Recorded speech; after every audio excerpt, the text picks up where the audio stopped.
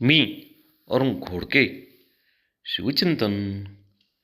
शिवरायांचे कृषीविषयक धोरण हे केवळ त्या काळापुरते मर्यादित नव्हते, तर आजच्या आधुनिक कृषी व्यवस्थेसाठीही आदर्श ठरणारे होते. त्यांनी शेतकऱ्यांना स्वराज्याचे केंद्रबिंदू मानले.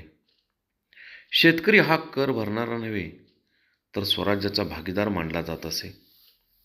दुष्काळ, पूर किंवा आपत्कालीन नुकसान झाल्यास महसूल माफ करून पुढे ढकलला जात असे. शेतीसाठी लागणारे बैलजोडी, अवजारे आणि बी-बियाणे सरकारातून मोफत मिळत असे. त्याची परतफेड सुलभ आणि टप्प्याटप्प्याने केली जात असे. शेतकऱ्याला सक्षम करणे हीच मूलभूत संकल्पना होती. शिवकालात तलाव, बंधारे आणि पाणीसाठी बांधणे यावरती भर दिला जात होता. जलयुक्त शिवार व्हावे हे स्वराज्याचे धोरण होते. शेतकऱ्यांचे शोषण करणाऱ्या अधिकाऱ्यांची त्याकाळी गय केली जात नसे.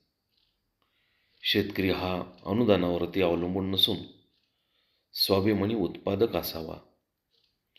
शेती ही फक्त अर्थकारण नसून संस्कृती आणि राष्ट्राची मुळे आहेत, अशी धोरण त्याकाळी होते.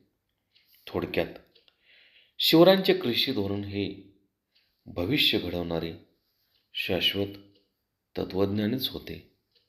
बहुत काय बोलणे. राम, कृष्ण, हरी.